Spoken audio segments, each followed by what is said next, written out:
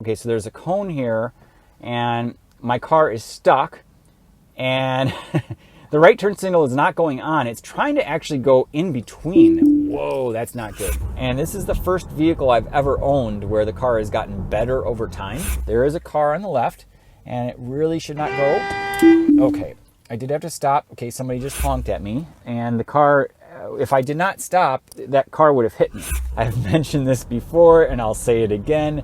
Full self-driving beta adds a whole nother level of stress to your driving. Hey YouTube, John here. All right, today is Wednesday, May 4th. I've had full self-driving beta now for a little over 6 months, and I really haven't noticed any significant improvements. In fact, with this latest version, I've seen a couple regressions, and it's really unfortunate that it will actually get over almost too early to turn in some situations, whereas before it would always be late to do that. So some of those things have been disappointing, but overall it performs very similar to when I first started testing. Now, one thing that happened when I made a trip to Michigan for Easter weekend, and I'll post that video coming up this weekend, is while I was on the highway and it shifts away from the beta stack, it runs basically the same navigate on autopilot as if you're not enrolled in the beta program, but it still will track the strikeouts. So if you do something wrong, it will, it's supposed to warn you and then basically tell you to pay attention to the road. But what I found out is that if you are driving on the highway and you're not paying attention enough to the road, and I thought I was, but I'll have to admit, I was actually looking at my phone. I don't do that very often. I really try not to, but I was doing that. And suddenly, out of the blue, it said, full self-driving beta or whatever, it said, navigate on autopilot has been disabled. I didn't catch it. I wasn't filming at the time because it was a 2.5-hour drive for me. But it did say that I could no longer use it. So I was like, oh, no. So I pulled over, and sure enough, it said that I had a strike. Or strikeout. So basically now in the menu system, you can see that I do have 1 strikeout. You get 5 of those and they take away full self-driving beta from you. So I am now very aware that you will not get that pay attention to the road message when you're driving on the highways. When you're on the city streets, however, you do get that message. And for anybody that's paranoid about that, or maybe let's say you have 4 of those and you're about ready to get the 5th one, I have several videos that talk about how to avoid getting a strikeout. And the basic gist is that you have to keep your eyes on the road, obviously. But there are ways around that, and it's still a little bit...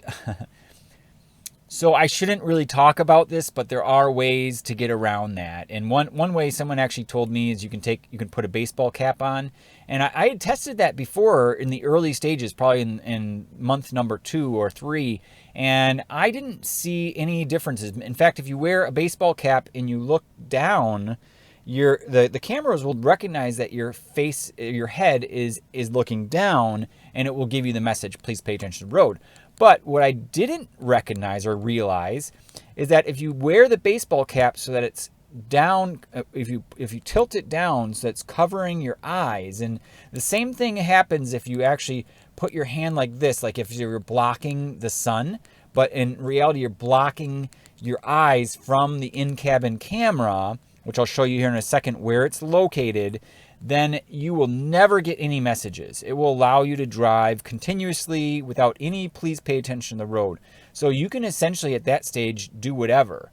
And it's not the right thing. I think it's a bug or it's a problem. I mean, I'm sure Tesla's aware that that's a way around their tracking system, but I'm sure it'll get fixed in the future. But just be aware that that is one way to get around that. So if you're on your 4th strikeout and you're really worried, put a baseball cap on, tilt it all the way down, block your eyes. The other way, and I showed this in another video, is you can take the visor, pull it down, and then slide it over to the right so it covers the camera.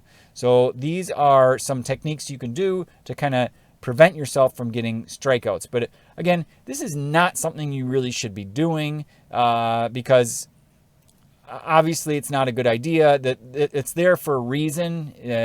Tesla wants you to pay attention to the road, and it's a good reason because it makes mistakes. So the car will definitely do the wrong thing, and sometimes at the worst moment possible. And that's even mentioned in the literature when you sign up for full self-driving beta. You have to be aware that you have to be ready to take over at a moment's notice, and it can make pretty bad mistakes. I've had it swerve into another lane without me knowing it. I mean, it would just happen so quickly, and it really should not have done that. And the thing is, when you're on the city streets, when it changes lanes, it will not ask for feedback on the steering wheel. Unlike when you're on the highway, if it wants to change lanes to get into a faster lane or to follow the route that you're taking to get off on an exit, for example, it will ask you for feedback on the steering wheel in order to execute the lane change. But when you're on the city streets, that is not the situation at all. It will just immediately, without any user input, change lanes. And I've had it in a couple situations, and it's been very dangerous, where it just shifts over. Of course, there's no cars on the other side, so it's not going to slam into another car. That it's never happened where I have felt unsafe to that point where it's going to slam into another vehicle in the other lane. However, what happens is that if it swerves over so quickly and it wasn't supposed to, it'll sometimes swerve right back into the lane, and then at that point you're really angering the person behind you, and that can be very frustrating, obviously for the person behind you, but also awkward for the driver that's using beta. So for that reason, I have a bumper sticker on the back of my car. I actually ordered a new bumper sticker that makes it a little bit more clearer to people so they understand that my car can make mistakes, or that they need to be very careful driving behind me, because that is my number one concern. And I guarantee the first big accident that we're going to see with full self-driving beta is going to be a rear end collision where someone rams into someone's car because the car is braking or doing something unusual. So with all of that said, we're going to see if the car here today on May 4th can take me all the way from my office to the gym. I'm going to get a little workout in here tonight and then do some video editing. And then this weekend, I'll post the video from Easter weekend where I drove to my high school and took it around my hometown in Portage, Michigan. All right, here we go. We are dialed in, and all I need to do is put it in reverse. This is the part that you do have to do manually. So for anybody that's new, full self-driving beta does not work for backing up. Smart Summon will, however, full self-driving beta will not. So if you want to leave from a parking spot, you do need to back into it in order to start your journey. So here we are, I'm in reverse. The nice thing is that you can go from reverse to forward and from forward to reverse without stepping on the brake pedal. That's the beauty. That's a beautiful thing about full self-driving beta, or actually Teslas in general, excuse me. So for example, I'll just do that quick demonstration here. So I can go forward, and then as long as you're below 5 miles per hour, you can then go directly into reverse and then back into forward. So I'm not letting up my foot from the accelerator at all, and I can pivot back and forth. So here we are now in drive. All I need to do is double tap down and the car will take off. However, as you saw in my previous video, it has the exit incorrect. Well, actually, just maybe going back and forth, it looks like it may have corrected itself. Let's just see here. No, so it does need to go all the way down this road here, and it's still getting that wrong. So the GPS thinks I can get out over here. So unfortunately, I can't just turn it on here. I'm going to have to drive manually for the first small portion of this trip. And another thing I'm going to have to do is turn off the tolls. I'm going to have to avoid the tolls because it will try to take me on the highway when we really don't need to go on the highway. Makes no sense because it saves like maybe 10 seconds and you have to pay a toll. So I always have to turn that off as well. So kind of annoying when you're using beta is you need to, basically drive manually or set in a temporary destination in order to get to the right path if you know the roads. So here it's going to reroute here any second, and then we are going to be all set to go. So right in here is usually where it recognizes, oh, I need to go straight and then turn left. There we go. Okay, so now I can turn it on. In 500 feet, I'm also going to turn off the navigation. I'm going to turn off the volume for that. Just a little bit annoying here. Okay, so now I'm ready to go. The steering wheel icon is allowing me to turn it on. So I'm going to slide this over. I can minimize the music here. And turn it on. So this is an unprotected left turn. So from here, I'm going to remove my foot from the accelerator and from the brake pedal, and we're going to come up to this stop sign. Left turn signal turns on a bit early here, which is good. And there's nobody behind us, as you can see.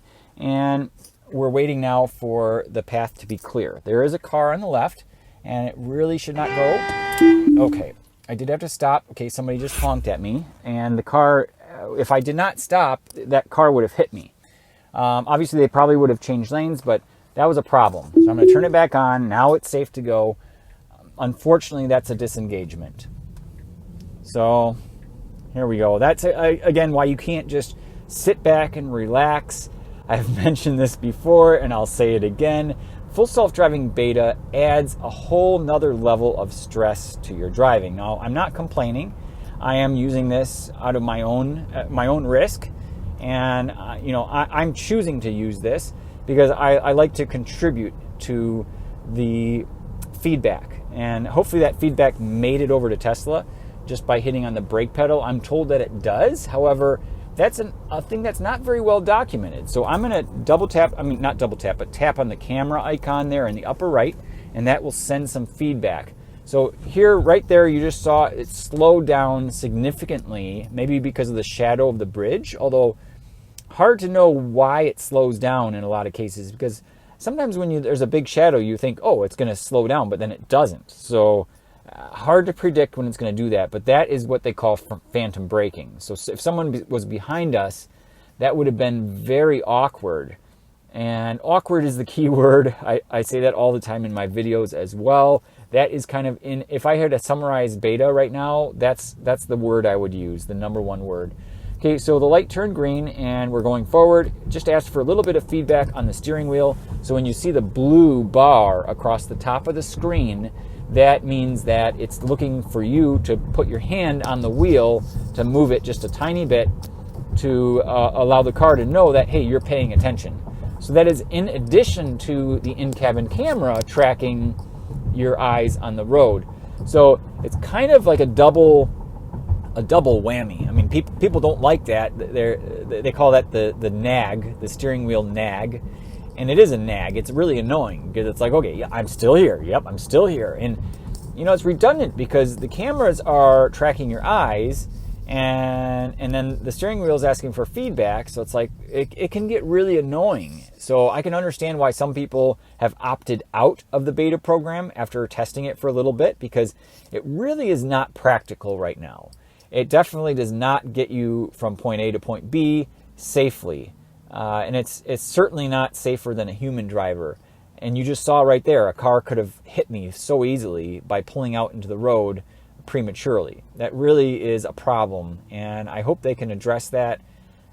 It should not happen. That absolutely should not have happened. The cameras should have seen that car, and it should have stopped and waited. Sometimes it will, sometimes it doesn't. And that's another thing that I've noticed with full self-driving beta after evaluating for a little over 6 months, is that it's really unpredictable. Sometimes it will operate just great, and then other times in the exact same roads and exact same situations with traffic, it does something completely different, and it will screw it up. So hard to know what it's going to do at any given time. That is the nature of artificial intelligence. I hope that over time that can improve itself, and I think that until we see that, a lot of these testers are not going to have any confidence that this is going to be achievable. And what blows my mind is that Elon Musk has said that this will be complete by the end of this year. And that is completely false, in my opinion. There's no way. But, he has to boost confidence. That's all he does. He's always saying things. He's super optimistic. And of course, that's pushing his team to work harder. And Steve Jobs did the same thing. He just asking for the impossible. If you're not going to get stuff done if you don't push for the impossible.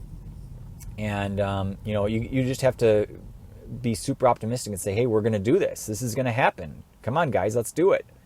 And then what ends up happening is these poor programmers are probably there working all night. And I can't imagine their workload and all the things they have to change all the time. Because what happens is, and Elon Musk has mentioned this before as well, is that you end up reaching what they call a local maximum. You get to a point where it's working really, really well, but it's not good enough. And then what do you do at that stage? Well, you either continue to fine tune it, which has minimal results, or you throw everything out the window and start all over again. Okay, check this out, guys. There is a fire truck coming up here. The car does not see it. It's not even getting in the right lane. Hopefully it slows down here. Okay, it is slowing down, but it really needs to get over to the right. So there's some cones here. Now it finally realizes, oh, I need to get over to the right. Right turn signal is going on, and hopefully it's polite enough. Okay, so there's a cone here, and my car is stuck, and the right turn signal is not going on. It's trying to actually go in between. Whoa, that's not good. It's actually trying to go, okay, so this car, the cop car is backing up now. I'm going to have to, see, this is where I have to take over. Another disengagement. The car didn't know how to handle this. It actually tried to go in between the fire truck and the fire department SUV. That was not good at all. So I'm turning on the right turn signal. Hopefully someone will let me in here. But yeah, really shouldn't have done that. Okay, this guy's going to let me in.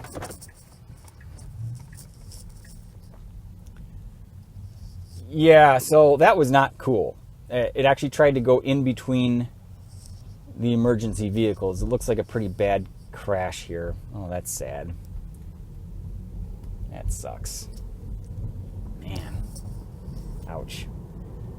That's what's so scary about driving is, an accident like that can happen in a split second, and you aren't responsible at all for that accident, but you're involved in it, and it can happen to anybody. And that's why I personally am more afraid of other drivers than I am of myself. But you just never know. I mean, you never know when that's going to happen, and it can happen to anybody. And just really sad. And that's why I'm a beta tester. I want to push this technology forward so that we can help prevent stuff like that from happening. But that was a pretty bad accident. You didn't see it probably on the camera, but one of the cars was just completely smashed up. I think someone tried to turn left and someone crashed into them. Really sad. Anyway, I'm going to go ahead and turn it back on here. Okay, so it's coming up now. It sees the yellow light, slowing down very appropriately. Nobody behind us. And it's going to wait now here for this traffic to move and then go forward when it turns green. So, yeah, it has a long way to go. And quite frankly, based on my experience over the past 6 months, and again, I'm sounding like a broken record, especially for those people that have been following me on this channel. Thank you so much, by the way. Hope you're subscribed. But I've said this before, and I'll say it again. The progress has not been that, it hasn't been that great. There have been minor improvements, yes. Maybe like smooth, the turns are smoother, maybe. Lane selection maybe a tiny bit better. But it's not progressing at a rate that I would have expected. And maybe it's because I'm new to beta and I had higher expectations coming into it, but some of the people that have been testing for a long time, I think their expectations are a lot lower. They're like, okay, well, it's always been slow to improve, and give them some time and give them some room. But me as a new tester, where I came into it in October, and I heard back in October that they were going to be coming out with version 11, which is basically a full rewrite that would combine the highway driving with the local street driving. That was promised by the end of last year. And here we are, May in 2022, and we still don't have version 11. A lot of people asking Elon Musk on Twitter, hey, what's an update? What's going on with version 11?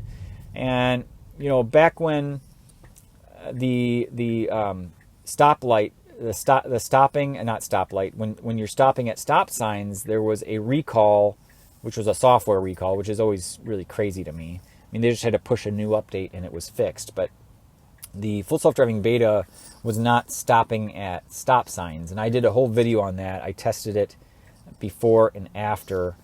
But even back then, there were just a bunch of issues that haven't really been panned out. And it's just surprising to me that how slow the progress has been. But I don't know. It's really challenging. I mean, I'm enjoying it. Don't get me wrong. I really enjoy testing this, but it just can be aggravating. I guess that's the best way of putting it. So I'm putting my visor down because the sun's in my eyes right now. And if you put your visor down like this, the camera still works. The in-cabin camera still works. It's tracking my eyes at all times. It's just when you slide that visor all the way over to the right that you can kind of really chill and not worry about getting those messages on the screen. So here you may see some messages coming in. I'm getting a couple text messages that was added. So one thing that is neat is that when I got this car in March 2019, it didn't have any of this. It couldn't bring in text messages.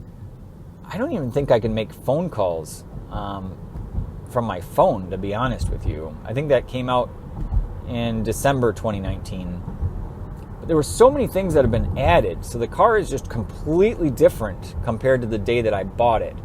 And this is the first vehicle I've ever owned where the car has gotten better over time.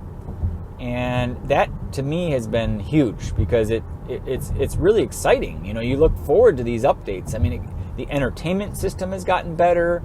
They added Netflix soon after I got the car. All these games started coming in, from beach buggy racing to Cuphead to Fallout Shelter to all these other games, and that's been improved. The cameras, so previously, like if I open up the cameras here on the screen, you can see these side cameras. That was never there before.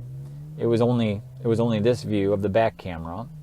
So they added that. They've improved the way that the Sentry mode works and how you can get access to the videos now in your car. Before, you could never see them inside the car.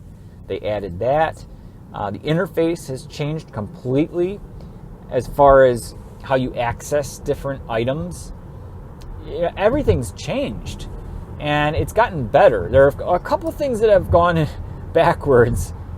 For example, like the seat heaters. You used to be able to adjust those down here, and now you can't adjust them. I heard recently that they added that back, which is really cool. I can't wait to get that, but since I'm on beta, I'll probably get that much later. But the normal release brought that back, which is really cool. But they've added the boom box, which is really neat. Now, my car, when I bought it, it did not have the external speaker. So the addition of that came afterwards, and I actually asked the service center, can I have that added? Because it would be really cool to be able to play some extra sounds and stuff. But they said that the wiring harness and everything like that, it was not there, so you can't physically upgrade it, which is a real bummer for me. But hey, I mean, it's a minor thing. I'm not I'm not crying over that by any means, but that was something that was added. Now, they did take out some things, so like the passenger seat, the lumbar adjustment has been removed, whereas my car still has that, which is kind of nice. But I don't have the heated steering wheel. I have an extra speaker in the front, so some of the new cars now, they omitted one of the speakers, and I don't know if I personally would notice that. So here is the car slowing down. It needs to put on the right turn signal. Okay, it's not doing that. Okay, now it's finally doing that. Going slow. Hopefully this guy behind me doesn't get mad. Okay, good. Okay, good. Normally I would have gotten into the median on the right side to get into that, to basically prep for the turn there. Okay, now this is interesting. Sometimes it will do this. It will take this path in here, and it always makes me nervous because the curbs it's a really tight path in here. But it goes into this area and passes by this tattoo parlor. I would not do this. There's another path up here that's easier to take. It's going to go right over this, the gutter or whatever you call it, the sewer. I would have gone around that to avoid dipping down into the sewer area. So little things like that are just kind of annoying. And then like speed bumps, sometimes it will go too fast over those. So it's definitely not polished or good enough yet for just sitting back and enjoying the ride. And that's what I'm not doing. When I'm not doing these videos, I quite often will take over. So I'm trying to purposefully minimize the amount of disengagements or interventions. But as you saw here, I haven't had any interventions. I unfortunately had 2 disengagements on this drive, but it's coming up here. Now this is going to be interesting. There's a car here parked with their hazard lights on. Okay, it's going around them very nicely. But that's a cool thing for me. I mean, it blew my mind when I first got Beta, is how it can navigate through parking lots. I think it's really, really cool. So here we are. We've arrived. This is it. So now I need to take over. It says autopilot navigation complete. Press accelerator to resume. So if I press the accelerator and I just hold on it a little bit here, it's going to start moving. Now if I let go, it's going to keep moving, and it's random here, I've noticed. So 0 navigation on autopilot complete. I'm just going to hit the brake. We are here, and that guy's motioning for me to move forward. So basically we're here. So I'm not going to count that last intervention / disengagement. It's kind of silly because we are here already. But I've made that path before to the gym and without any disengagements. It all depends on the traffic and the time of day. All those factors play into how well it performs. So even if you take the same path twice, it's never the same. But I do like to try to repeat the same paths just so people can see and get familiar with some of the same roads. But I will be on Saturday taking the car. Actually, tomorrow I'll be down in the city, so I'll probably make a video tomorrow. I'll be down at Roosevelt University, so I should have a good opportunity to do some testing down where it's busy. And I'll be down there till about 9 p.m., so I might do a night video, I'm not sure. I'll have to get there around 5:30, so maybe I'll record a little bit there beforehand as well. Maybe I'll do both city driving before it gets dark and after it gets dark. But anyway, thanks a lot for watching, guys. Really appreciate your support. If you like my channel, hit the like button and please subscribe. It means a lot to me as a content creator. I really am trying to grow my channel, and if you like my videos, don't only just subscribe, share them. Share them if you get any useful information out of them. If you're interested in Teslas and any other topics you'd like to learn about, I am open to doing additional videos outside of the full self-driving. Full self-driving is my passion. I really enjoy testing this, seeing how it improves over time, and that is the main objective of my channel here. But again, if you are interested in learning about anything related to Tesla, please let me know in the comments, and I'll be happy to take that into account in future videos. Thanks a lot, guys. We'll see you in the next one.